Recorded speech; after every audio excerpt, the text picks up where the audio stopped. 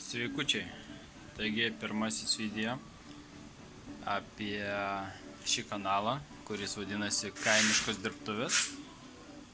Pirmiausia, paaiškinu, kodėl kaimiškos dirbtuvės, nes, kaip matot, tvarkelė šiandien per daugiausia pas mane, kaip gūdžiam kaimukė. Tai bus vidosikai apie tekinimą, pavyzdžiui, tokiom tekinimo staklytėm. Apie vyrinimą bus. Vyrinimo aparatas Šermaniukas 20 S4. Toliau pjaustymas su plazma. Ir žinoma, tai dar ne viskas. Taip pat įvairios elektronikos taisymo, pagrindė taisymo reikaliukais bus vidosikų. Čia jeigu bus kažkas įdomesnio, kaip sakant.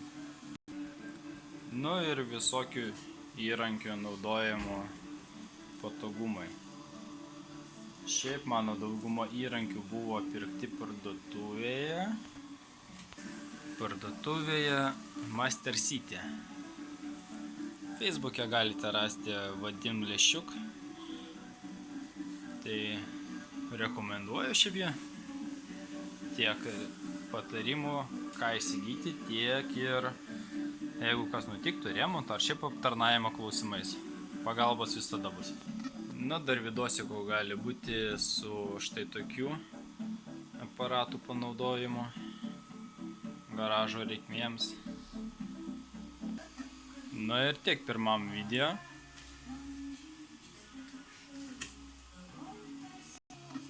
Užsiprenumeruokit, pamatysite gal ką įdomaus, gal kažką naujo. Man patarsite, kaip geriau daryti, kaip ką daryti. Ir susitiksime kitose video. Ate.